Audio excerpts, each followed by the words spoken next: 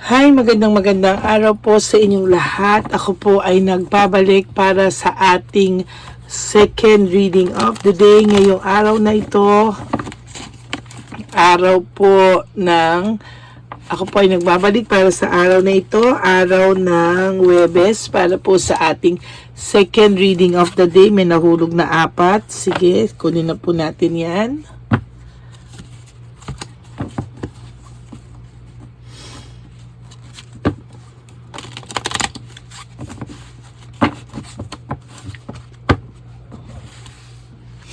Pili pa po tayo ngayon ng 6. 1, 2, 3, 4, 5, 6, 7, 8, 9, and 10.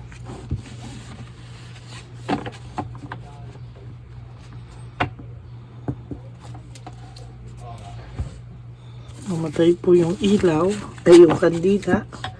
Bakit?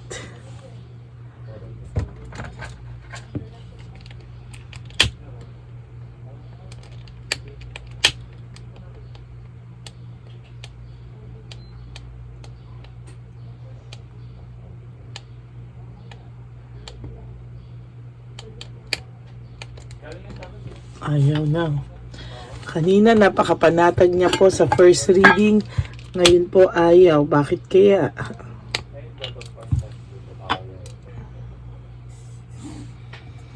Minsan may mga nangyayaring milagro na hindi natin alam bakit. Kita niyo po, ayan o. Nagagalit siya. Hindi siya panatag ngayon.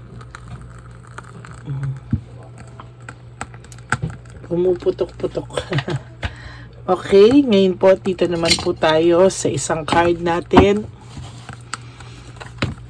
Bakit kaya galit itong kandilang ito?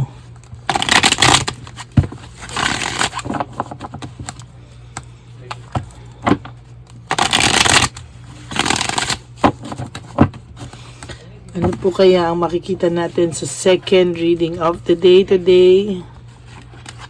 1, 2, 3, 4, 5, 6, 7, 8, 9, and 10.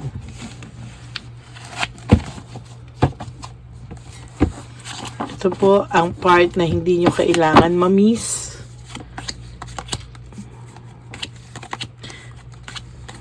Yan. Huwag niyo po itong i-skip.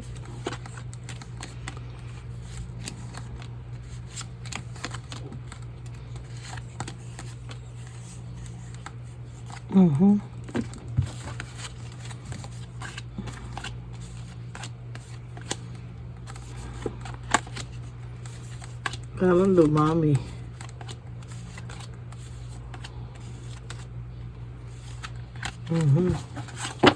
Sige, isama na rin po natin ito.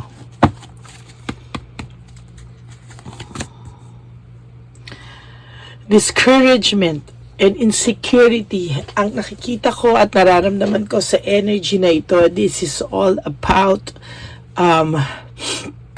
the third person. Nakada-discourage na po yung third person na third party nyo. Yung nai-insecure po sa iyo, ngayon po nadi-discourage na po siya. Bakit? Kasi kaya po siya nadi-discourage, nakikita na po niya ang totoong ugali ng person mo.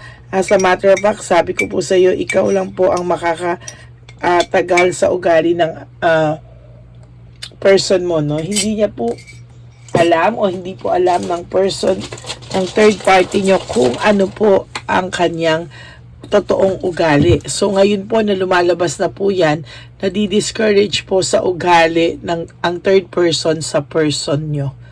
No? Yan.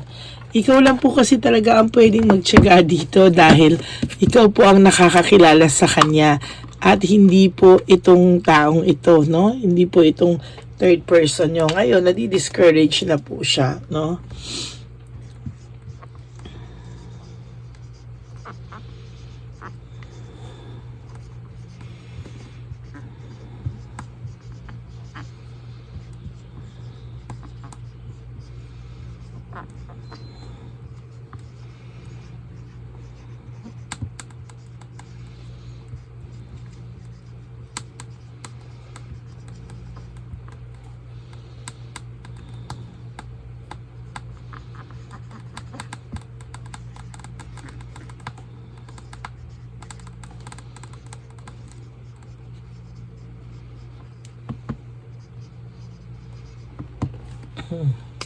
Nadi-discourage na ang third party nyo sa ugali ng person mo kasi ikaw lang naman po talaga ang nakakatiis kasi, no?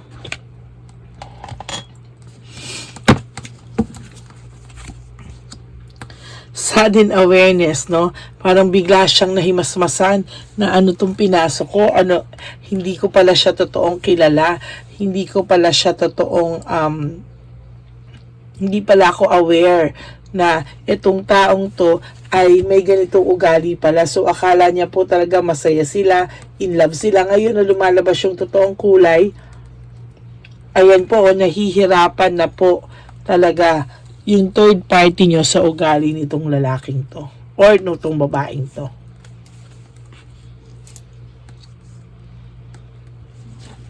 Hindi din po kasi pinag-isipan ng third party yung kanyang pinasok. Agaw lang po siya ng agaw eh. Ayan po ang karma niya. No? Yan ang karma ng third party nyo.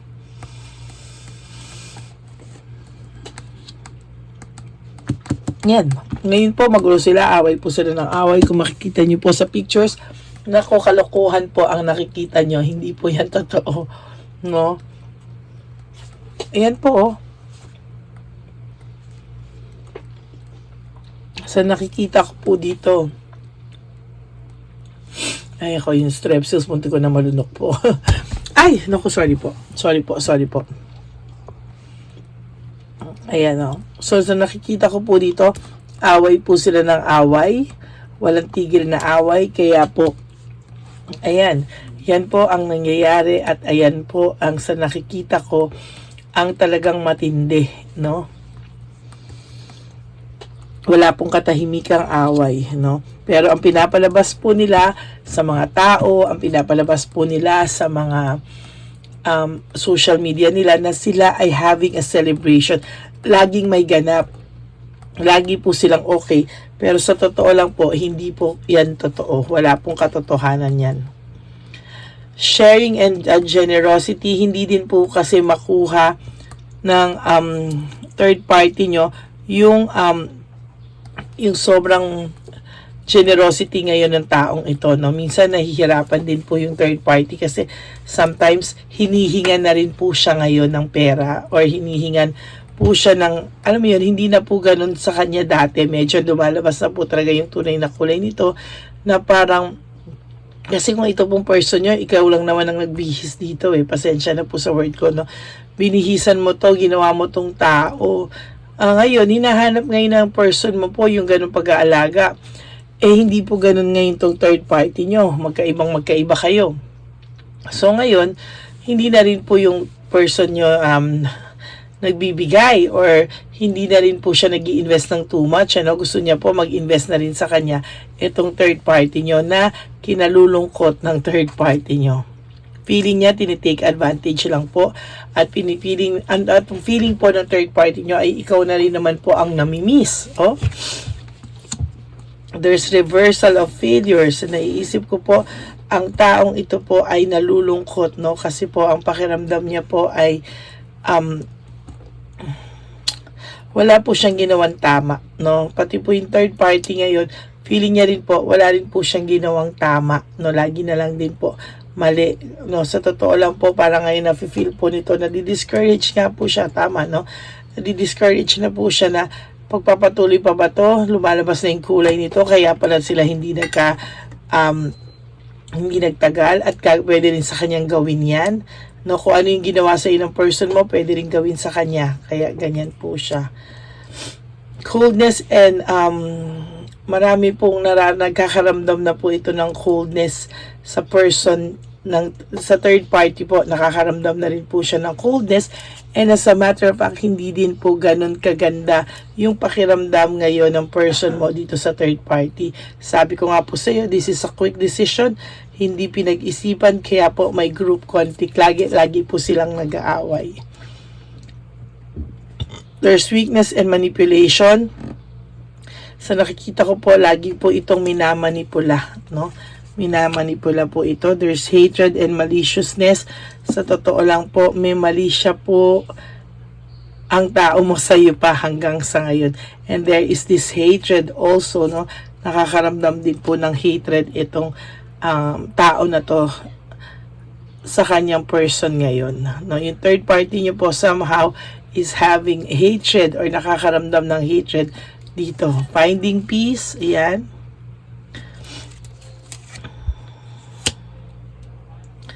Balance and deception, sa totoo lang po, nakikita ko po dito na meron pong hindi mabalanse, no?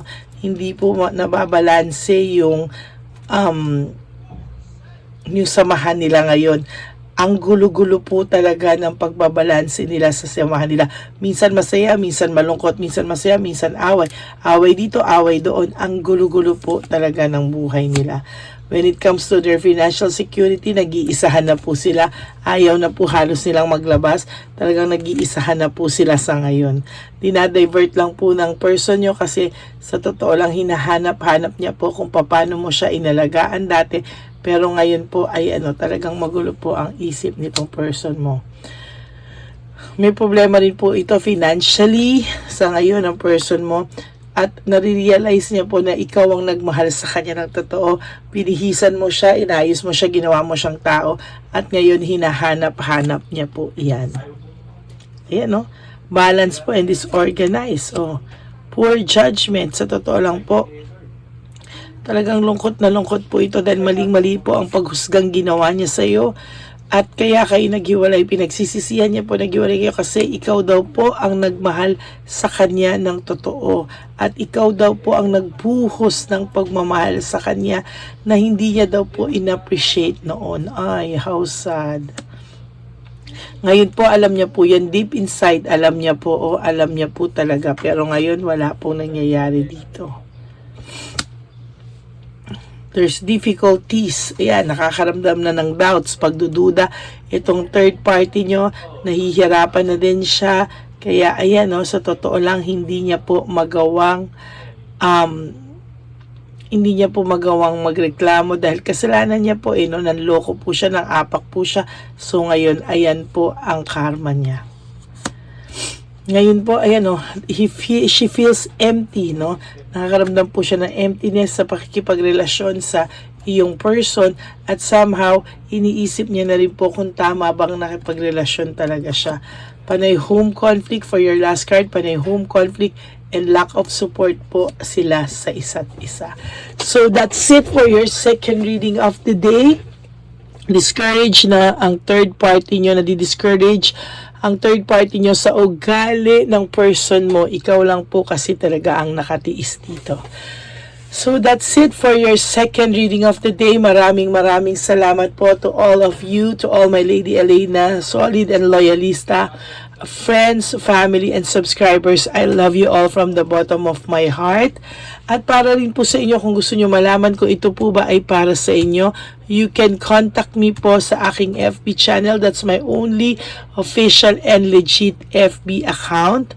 Ayan, so meron po tayong Lady Lee Elena. Pakifollow nyo na rin po yan para pag ako ay nag-random check, ayan, makikita nyo po na matatawagan ko kayo at magkakakamustahan tayo, no? At for those of you na nag-resonate, please give me a like and comment down below para naman po nalalaman ko rin po ang mga feelings nyo. Okay? So maraming salamat po sa inyo. God bless you all. Life is short. Don't make it shorter by stressing yourself from all the pains and heartaches na binigay sa inyo ng kahapon.